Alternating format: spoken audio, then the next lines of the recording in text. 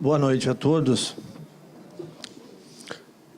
E como o nosso irmão estava lembrando bem, né, o agradecimento é uma das coisas mais importantes e mais agradáveis da nossa vida, né?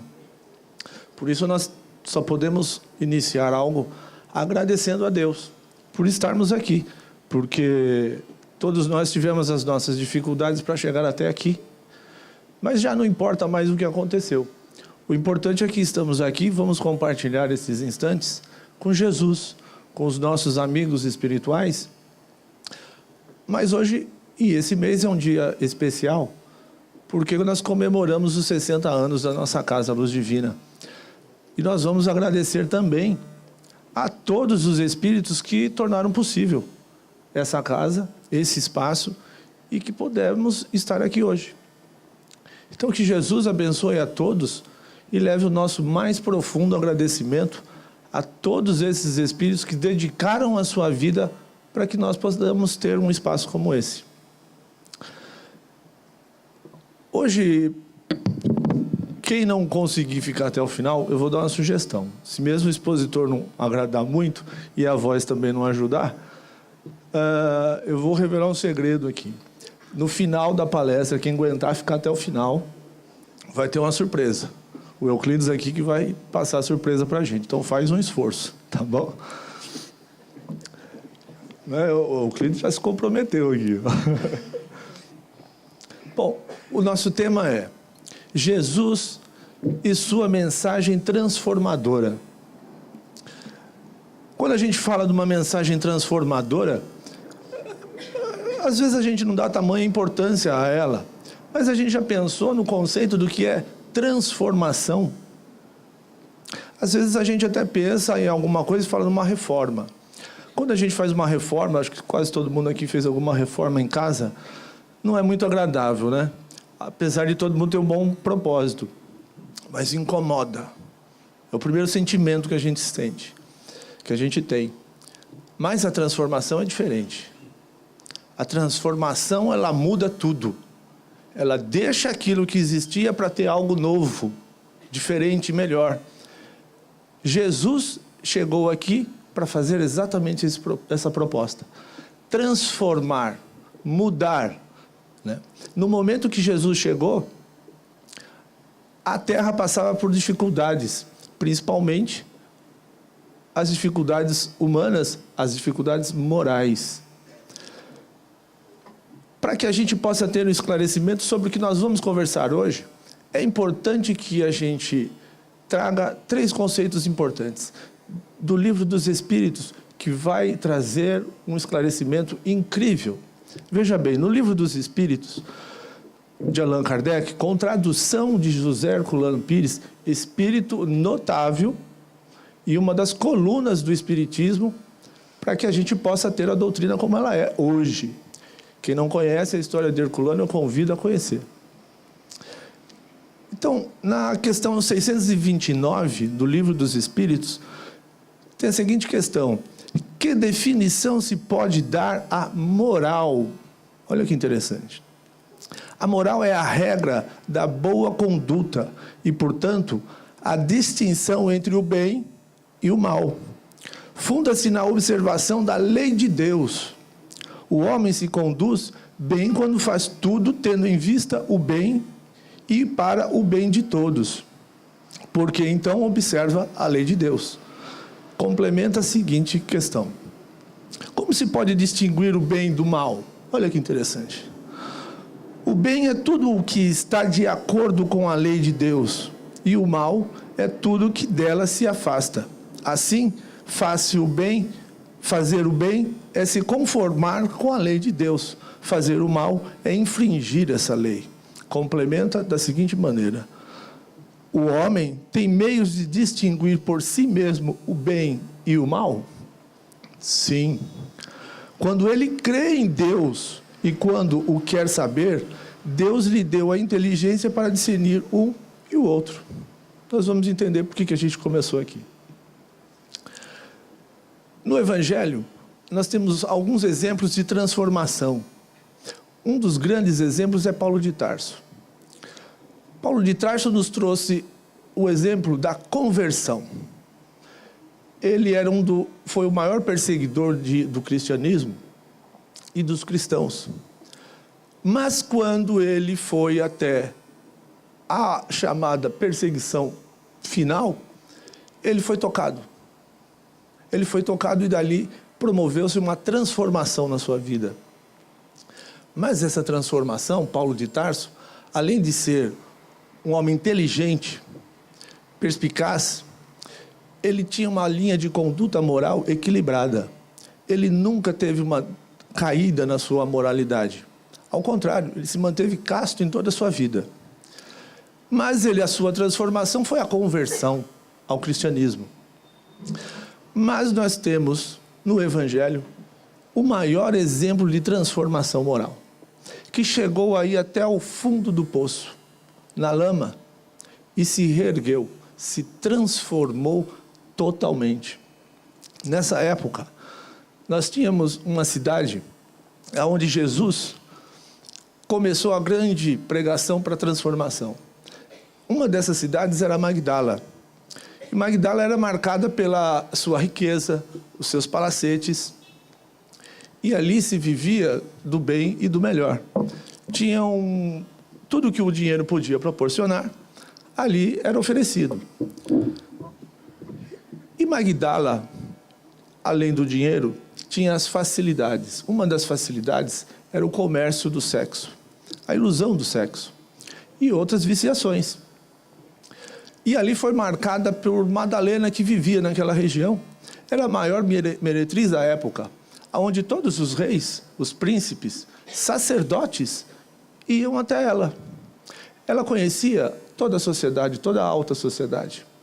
Mas algo incomodava a Madalena terrivelmente. Apesar de ter tudo que o dinheiro podia proporcionar, ela tinha uma insatisfação tremenda, pessoal, íntima. Ela não sabia por quê, que ela tinha tudo que o dinheiro podia oferecer, mas não tinha satisfação. Ofereciam de tudo para ela, mas assim mesmo ela tinha uma insatisfação. Um belo dia, chegou à sua porta um mendigo e começou a bater na porta do palacete. Batia um dos seus escravos, preocupado com a senhora, a Madalena, que era também conhecida como a louca dos 7 demônios, porque passava alguns períodos da sua vida em reclusão. Não falava com ninguém, não atendia ninguém. Nenhum rei que chegasse ela não atendia. Quando naquele tempo que ela não queria falar, ela não falava com ninguém. Aí a gente já vai encontrar um dos primeiros relatos das obsessões, já encontrado no Evangelho, aonde a gente encontra aquelas facilidades, as ilusões, principalmente das viciações e do sexo. Aliás, é bom a gente sempre lembrar que toda viciação não necessariamente tem por início uma perseguição espiritual, mas iniciada e instalada essa viciação, com certeza haverá uma obsessão e uma perseguição espiritual. Então, Madalena estava nesse tempo que ela não falava com ninguém, e aquele mendigo começou a bater a sua porta. Insistiu, o seu escravo saiu e falou: mas quem és tu que fica batendo na porta e a minha senhora está repousando? Eu preciso falar com ela. Ele dizia: não, hoje ela não fala com ninguém. Saiu daqui um rei que ela não vai atender e ninguém vai falar com ela. Ela tem que falar comigo porque ela quer falar comigo. E ele insistia. E o escravo de Madalena interrompeu, fechou a porta e não atendeu. E ele começou a fazer um escândalo na porta. Aí acabou atendendo. Ele falou assim: eu vou falar com ela. E no que ele titubeou, ele entrou. Entrou correndo e foi direto ao quarto de Madalena e acordou. Falou: senhora, sou eu. E ela falou: quem que és? Ele falou: sou eu, aquele mendigo que você atendeu na rua, quando eu me joguei na sua carruagem e lhe pedi uma moeda, porque eu precisava dessa moeda para poder me alimentar e ir até o Messias para curar as minhas chagas do corpo, mas também as minhas chagas internas. E ela começou a se recordar. Quando ela falou: mas você encontrou? Ele falou: encontrei, veja, as minhas chagas sararam, eu não tenho, estou curado. Ela falou, não, mas mesmo assim, esse Messias, assim como todos os outros, eles não vão me atender, porque eles pregam a moralidade, mas quando sabem quem eu sou e o que eu faço, eles me renegam. Ele falou, não, senhora, este é diferente. Ele atende a todos, desde o pobre, do mendigo, o sofredor, ele come com todos. Ele fala com todos da mesma forma. Ela disse, não, ele não é assim, este não existe. Ele falou, sim, senhora, ele está aqui, a poucos metros daqui. Vamos lá. Ela, não, eu não vou. Ele insistiu, ela acabou indo. Quando ela chegou próximo ao local, era a casa de Simão Pedro. E lá estava o mestre. E o mendigo alertou, senhora, se não for hoje, ele não posa 2 vezes numa mesma casa. E Jesus era assim. Ele não ficava por 2 dias em um local. Aquele que seguia Jesus ia porque queria, tinha a vontade, tem que partir de si. E lá ela foi, mesmo contrariada. Quando ela foi entrando à casa de Simão Pedro, todos olharam para ela e falavam, como ela ousa entrar aqui? Mas ela entrou, envergonhada, como sempre, porque ela não podia sair na rua, que os chamados moralistas de dia e de noite eram diferentes. Falavam, não, mas ela não pode andar aqui. E ela entrou. Quando ela entra à casa de Simão Pedro, Jesus está de costas para ela. Olha para o lado e diz, Maria. Ela fala, tu me conheces? Ah, Maria, qual o bom pastor que não conhece as suas ovelhas? Ela não aguentou, se jogou no chão, de emoção. Foi tomada por uma tamanha emoção, que ali começou. Ele é diferente. Ele não me renegou. Ele falou, sim, Maria. Você sabe por que você veio aqui? Ela, sim, mestre. O senhor conhece muito bem o que eu faço. Ele falou, sim. Todos nós sabemos aqui. Mas quem é aquele que pode acusar? Você, o que fez até hoje, foi feito até hoje. O importante agora é daqui para diante. Ela diz, mas, mestre, como eu poderei mudar a minha vida? Ele fala, é necessário passar pela porta estreita e amar muito. Maria falou, mas como?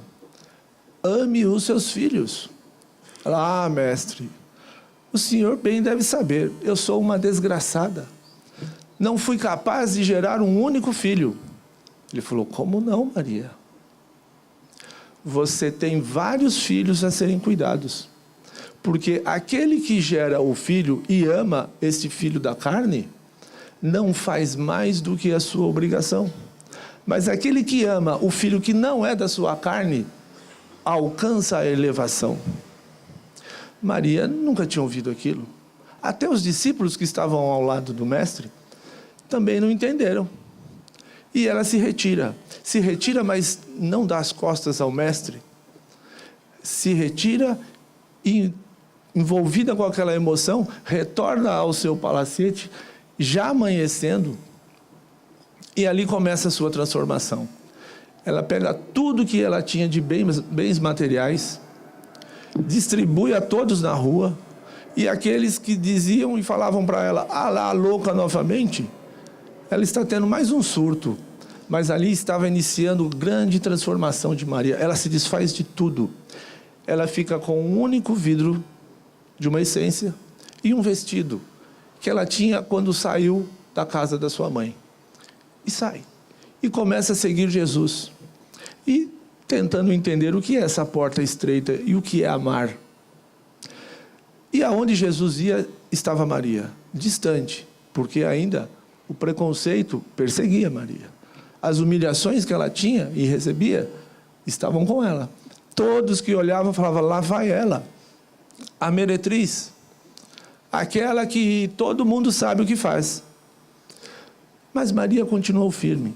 Aonde Jesus ia, estava Maria. Alguns dias depois,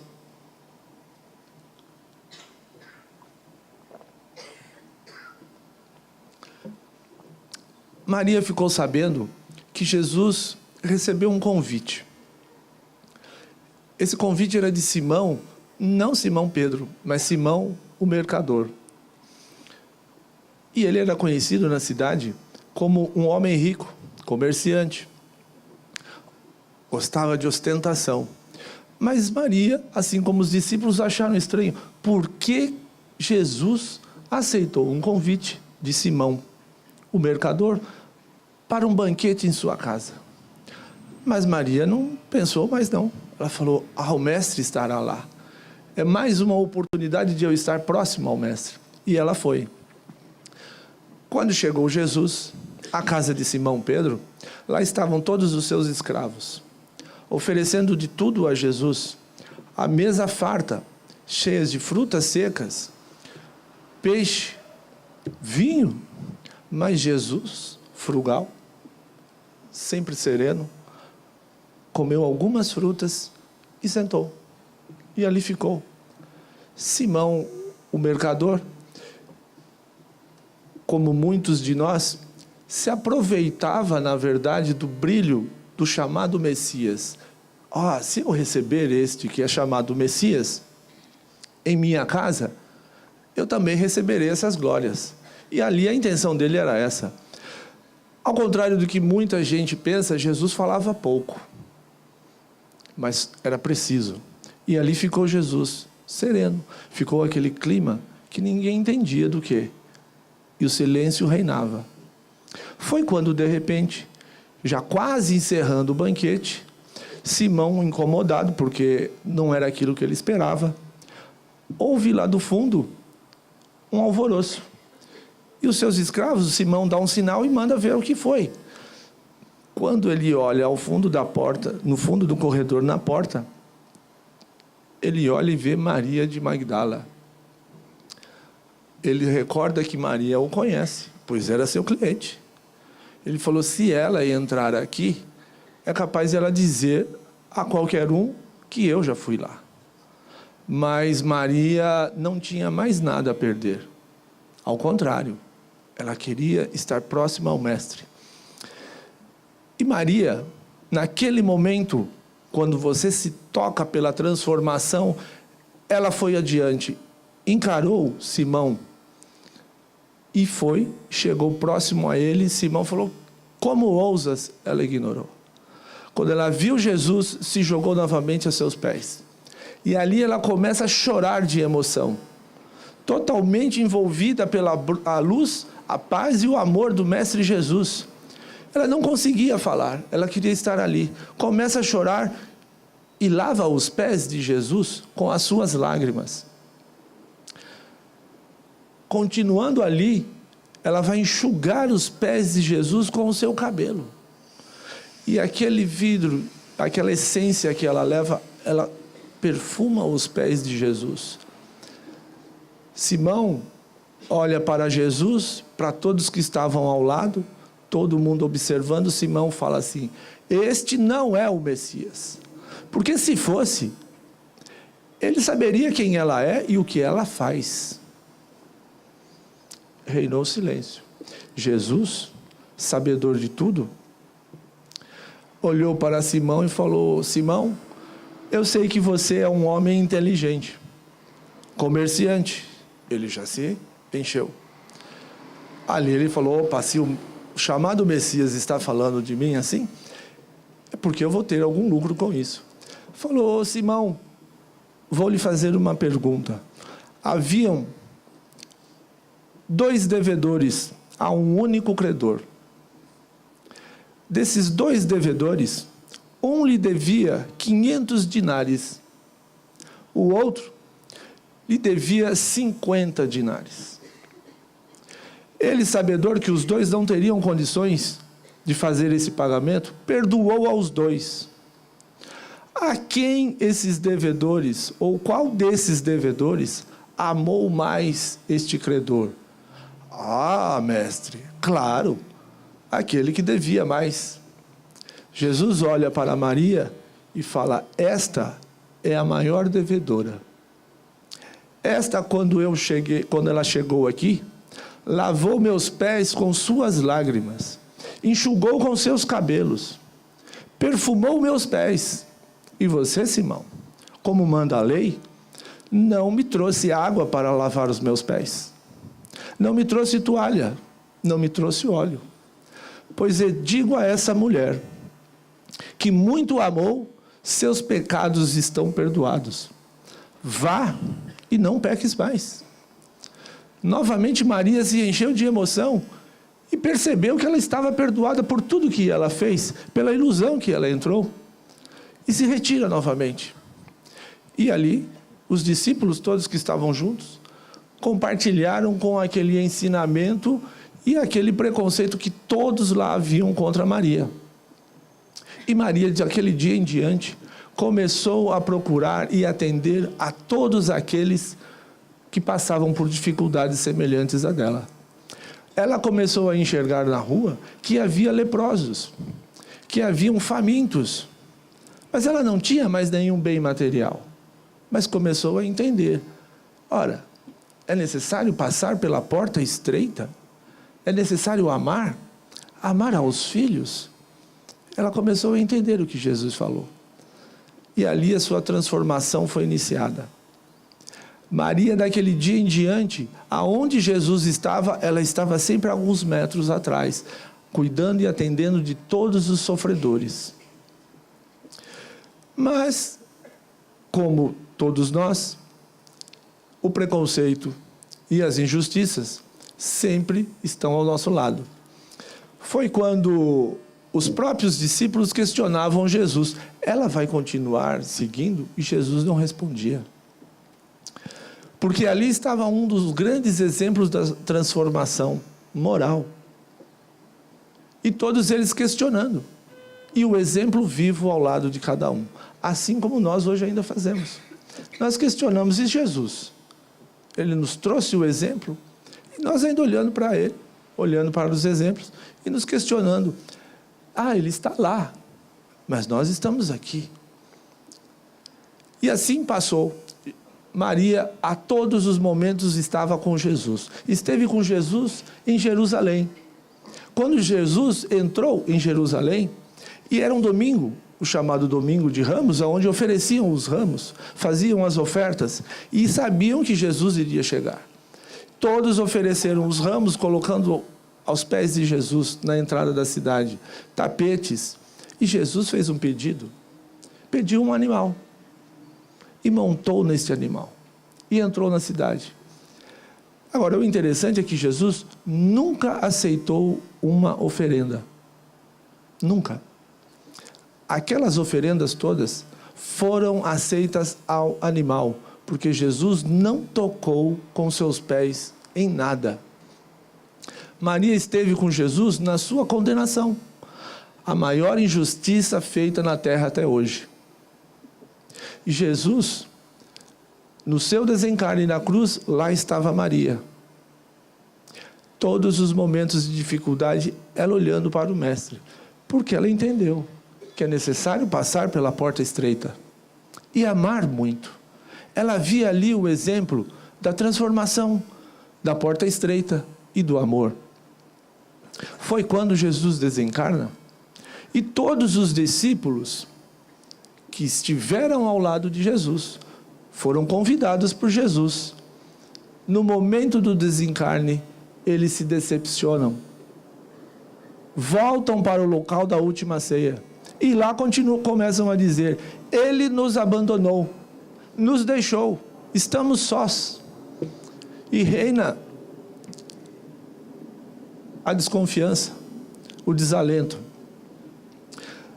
Maria também estava sentindo, mas a confiança não tinha abalado. Foi quando ela resolve ir até a sepultura. Chegando à sepultura, ela vê que lá não estava mais o corpo de Jesus. Se desespera, assim como outros discípulos. E vão tentar achar o corpo de Jesus, porque poderiam os romanos ter pegado o corpo do mestre. E Maria senta ao chão, começa a chorar. Quando de repente ela vê ao lado um homem. Ela pensa, deve ser o jardineiro. Ele deve ter vindo cuidar da tumba. Vou perguntar a ele se ele viu o mestre, ou o que fizeram do corpo do mestre. Quando ela olha para ele, para esse jardineiro, ele vira para Maria e diz, Maria, mestre! Ela vê o mestre. Jesus faz a sua primeira aparição a Maria de Magdala, a maior pecadora, aquela que é o exemplo da transformação. E ela corre em direção ao mestre, com a emoção envolvida, para abraçá-lo. E ela fala, não me toques, eu ainda não fui até o Pai. Ela fala, mas como? A doutrina espírita esclarece que neste momento, Jesus foi até o umbral para resgatar Judas, que além de traidor, foi um suicida. Ele foi até o umbral e ainda estava impregnado daquelas energias que poderiam afetar Maria. Não me toques, porque eu ainda não cheguei até o meu Pai. Senão ela poderia se afetar. Mas vá e diga a todos que eu estou aqui. Maria sai correndo, retorna ao local onde estavam todos os discípulos. Chegando lá, ela fala, irmãos, eu vi o mestre, ele está vivo. Reinou o silêncio. Eu vi, ele chegou até mim e não conseguia mais falar. Lá do fundo houve uma voz, quer dizer que você viu o mestre, ele apareceu a você, justo a você. E ela não conseguia falar. Ficou triste, começou a chorar. E falou, mas ele me apareceu. Ele apareceu. Já estava se desanimando quando Maria de Nazaré, mãe de Jesus, olha para Maria de Magdala e diz, não sei porquê, mas algo dentro de mim me diz que você está falando a verdade. E ela de novo se emociona, porque era a mãe de Jesus.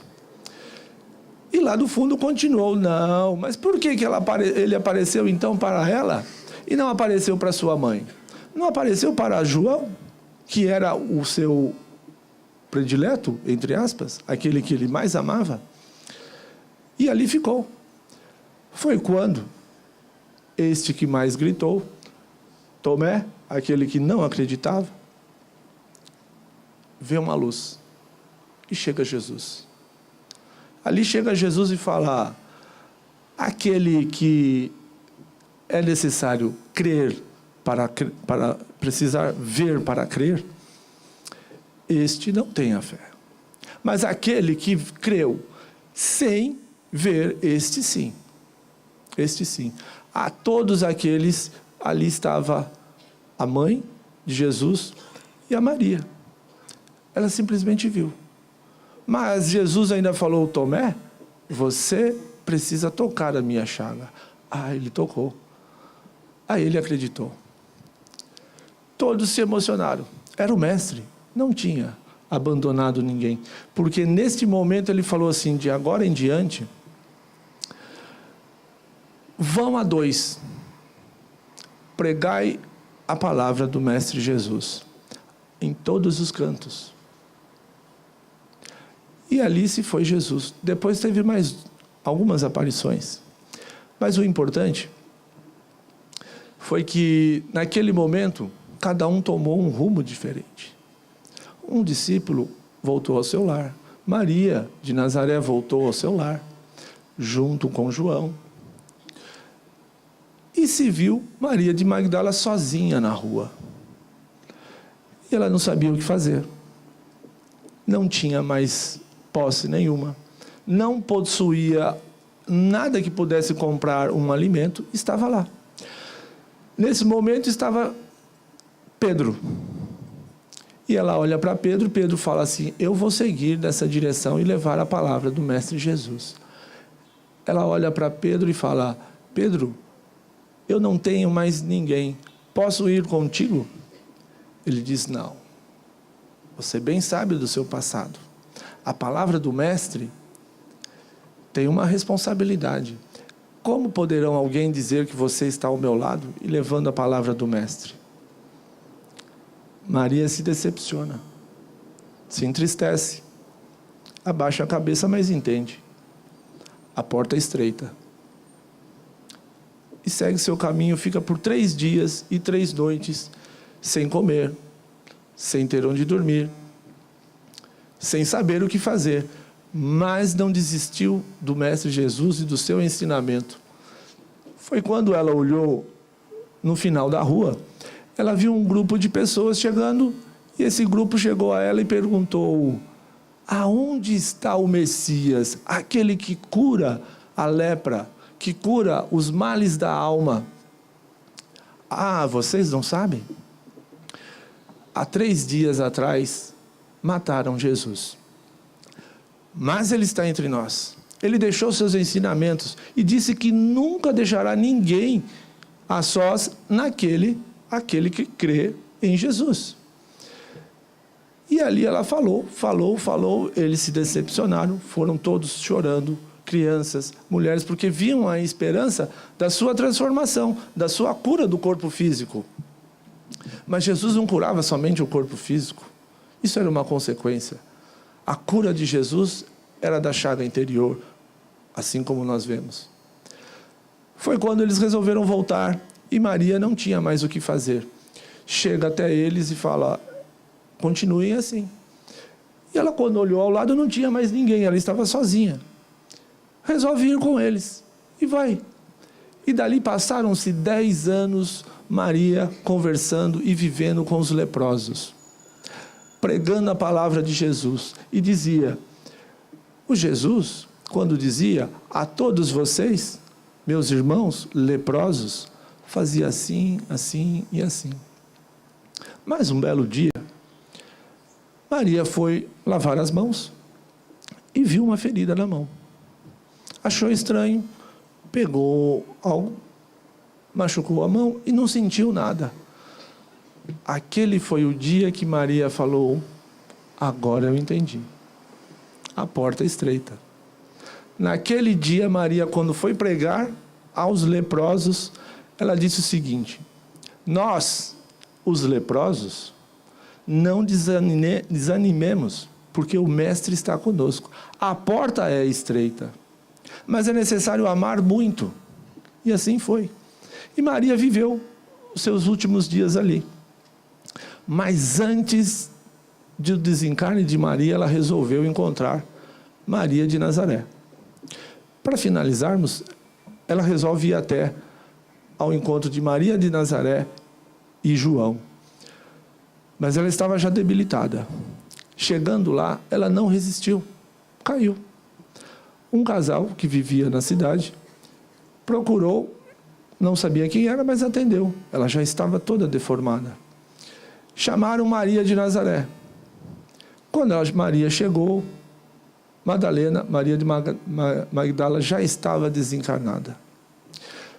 Foi quando Maria de Nazaré pega ela em seus braços, olha, abençoa e diz que entendeu o que ela fez e que Jesus estava com ela. Nisso, Madalena, ela já estava se distanciando do seu corpo. Ali ela começou a sentir toda a leveza e o amor que ela tanto procurava.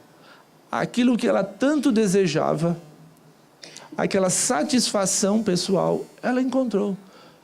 E ela olhava para tudo e via a cidade diferente, via as pessoas diferentes.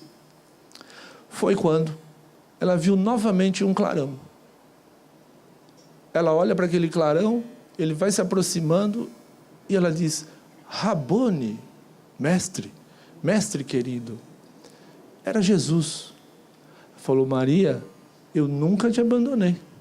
Não abandono nenhuma das minhas ovelhas. E ali foi a única personagem de todo o Evangelho que Jesus fez a primeira aparição, esteve com ela nos momentos decisivos do Evangelho, e no momento do seu desencarne, Jesus a recebeu pessoalmente. Falou: agora nós vamos ao reino do meu Pai. E ali ela entendeu o que era uma transformação moral. Todos nós aqui passamos pelas nossas dificuldades, não importa qual seja. Esta é a porta estreita. Mas Jesus deu o recado. Para passar pela porta estreita, é necessário amar. Agora, amar não é nenhum esforço. Brota-se. Aquele que quer, aquele que busca, ele encontra. Maria passou por todas as dificuldades e deu o exemplo de que aquele que vai ao encontro do Mestre Jesus, ele sabe o que é amar. Não tem regra, simplesmente querer, é vontade. Então, por isso, aqui ficou o convite. Para que possamos entender o que é esse convite do Mestre Jesus, a nossa transformação moral. Transformação moral. Deixar aquilo que existe para algo melhor. Maria deixou aquela vida e construiu uma nova vida. As primícias do reino de Deus são essas. Aqui não é o meu reino. Está lá. Mas nós só chegaremos lá com o que nós construirmos aqui. Isso foi uma breve pincelada do que foi a história de Maria, mas vocês podem, e convido a todos a conhecerem, 2 livros muito importantes. Um que chama Primícias do Reino, psicografia do Divaldo Franco e Amélia Rodrigues. E outra, Boa Nova, de Chico Xavier, Humberto de Campos. Ali vocês vão conhecer toda essa história que é de fundamental importância para todo qualquer cristão e espírita. E Allan Kardec, para finalizar, nos diz o seguinte: reconhece-se o verdadeiro espírita pela sua transformação moral e o esforço que ele empenha para dominar as suas más inclinações. 18 séculos depois, Allan Kardec vem confirmar tudo o que Jesus nos trouxe e trazer o cristianismo redivivo. Aqui está o caminho. Estamos todos nele. Vamos segui-lo, com a graça de Deus.